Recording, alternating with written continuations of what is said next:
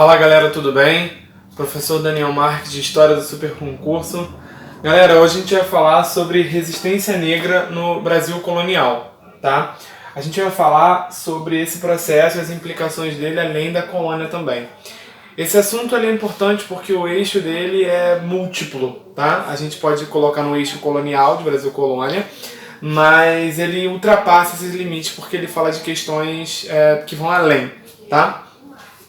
Primeiro a gente está fazendo uma série de vídeos e de aulas falando sobre o Brasil colonial, então se você não está acompanhando, acompanhe, tá? Dê uma pesquisada, beleza? Vamos tranquilos tentar entender esse processo aqui, tá? Os quilombos, né? O que seria o quilombo? O quilombo é um processo de resistência muito falado no Brasil, muito interessante, inclusive.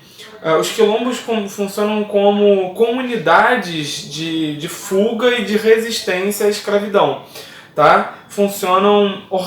São, digamos assim, corpos e comunidades organizadas coletivamente, seja do conceito militar, seja do conceito de resistência física e até mesmo resistência no sentido de apoio, de se sentir em comunhão e tudo mais. A gente vai ter que tomar um cuidado aí, que eu vou falar já, mas que corresponde a essa ideia de fugir e se organizar para fugir da escravidão. Agora, um ponto muito importante para falar sobre a escravidão no Brasil é entender e tentarmos nos desfazer desse preconceito coletivo, essa imagem estereotipada que a gente tem de... Muitos alunos me perguntam, Daniel, mas aí eles se ajudavam e por que eles não se organizavam todos? Eu falo assim, gente, primeiro que a gente está no processo escravista comercial, né? E aí, se você não sabe, existe uma diferença entre escravidão moderna e escravidão antiga. Eu já cheguei a falar sobre isso em alguns vídeos, algumas aulas. Mas o que a gente tem que entender aqui também é muito importante é que quando os negros de origem africana vêm nos navios negreiros, eles são de lugares diferentes, falam línguas diferentes, têm culturas diferentes, religiões diferentes. Então acreditar que pelo fato deles terem nascido no mesmo continente e terem a mesma etnia, entre aspas, né? Porque não tem, mas terem a similaridade da cor, isso não os faz iguais, né? Nós, seres humanos, cada um é diferente um do outro, certo? Temos nossas diferenças, mas se tratando disso, não são da mesma região, né? Não tem a mesma religião, não tem a mesma cultura, não tem a mesma língua, não comem da mesma comida, não compartilham dos mesmos valores. Entender que essas pessoas, a visão preconceituosa total, globalizante, racista inclusive, vai fazer o que a gente acha que, então, porque eles não simplesmente se unem, porque não é tão simples assim. Não é tão fácil você, um peruano, um chileno, alguém que nasce na Guiana, alguém que nasce no Suriname, no mesmo lugar, vocês não vão se identificar rapidamente, né? E a gente está se esquecendo que muitos desses escravos, desses negros feitos de escravos, né, no Brasil, durante o processo de escravidão, eles eram inclusive de povos e de regiões que eram rivais, inimigas, politicamente, socialmente falando, territorialmente também. Então, muito cuidado, muita cautela quando a gente for abordar esse assunto, tá? Esse assunto que é interdisciplinar, transdisciplinar, multidisciplinar, tá? Eu diria que presente social. Bom, então, os quilombos são essas organizações, com certeza o que vocês já ouviram falar mais na vida de vocês foi coordenado por Zumbi dos Palmares, não à toa representante, né, do Dia da Consciência Negra, tá? Então, é uma forma de resistência. Na Baixada Fluminense, inclusive, vários quilombos existiram durante esse processo de resistência. Mas não é a única forma de resistência negra durante a escravidão. E se atentem ao que eu estou dizendo. Quando eu falo resistência negra, eu estou falando necessariamente de um...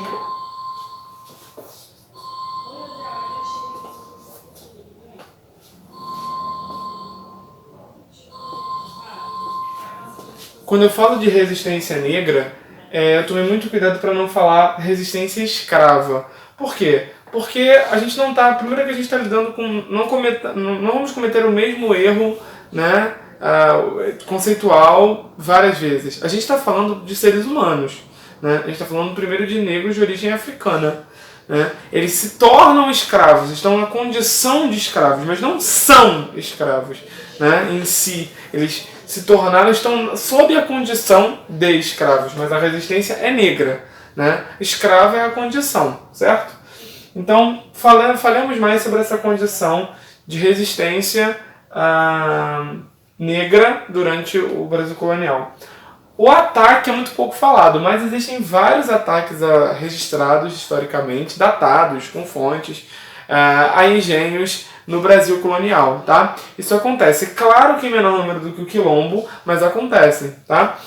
Vários ataques, incêndios, ataques físicos, corpo a corpo, mas muitas emboscadas, entre aspas, né? Os negros sofriam emboscadas quando tentavam fugir ou quando tentavam se refugiar, e também faziam uma forma de tentar atacar, mas um ataque que sempre seguia corrido de uma fuga, de uma tentativa de organização. Claro, né? Porque você é antissistêmico, então você é que precisa se esconder do sistema, e não o contrário. Então, quando você ataca, é uma reação natural de defesa.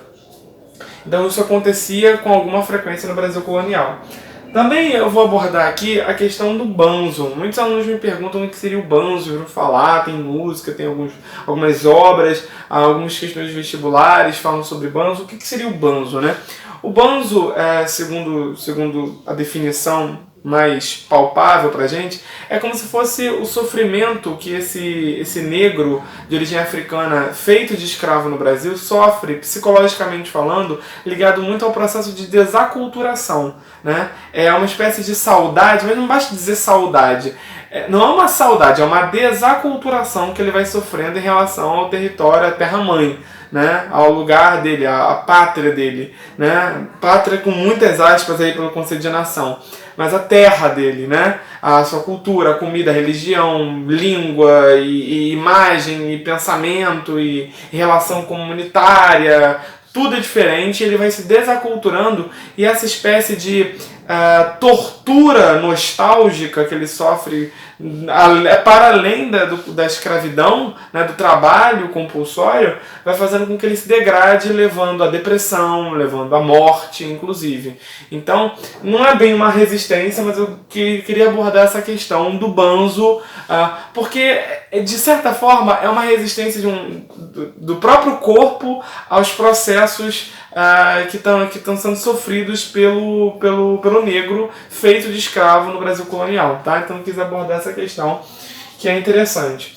Outras resistências, a gente pode falar das resistências culturais, como, por exemplo, a gente está falando, quando a gente fala de religião, a gente costuma falar sempre sobre essa relação que existe entre catolicismo, né, o cristianismo e as religiões e os pressupostos religiosos da religião de matriz africana. A gente está falando, evidentemente, de candomblé e da umbanda, né? E a gente tem processos de assimilação entre os dois processos, como forma do negro, naquele momento feito de escravo, de assimilar, de tentar, de certa forma, se religar à sua cultura primeira. Então a gente está falando muito desse processo, tá? A gente está falando muito dessa ideia de resistência religiosa, mas não é a única também. A gente está falando da literatura, das músicas, do canto, do cabelo,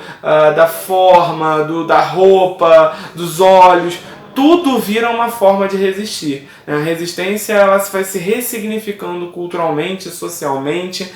Quando ela se torna símbolo, ela representa significado. Então, existem outras formas não tão políticas e tão visíveis quanto um quilombo ou um ataque, que também são formas de resistir à escravidão durante aquele processo, que precisam ser atentadas, como a música, como a religião, como os instrumentos, como a fala, como as palavras, as vestes, né, o vestuário, como se indumentária. Ou seja, tudo isso faz parte de um processo de resistência cultural, social, política e, digamos, até psicológica. Tá bom? Eu espero que vocês tenham entendido mais ou menos como é que funciona esse processo e algumas formas de resistência negra sobre a condição de escravidão no Brasil colonial. Tá bom? Um forte abraço e bons estudos!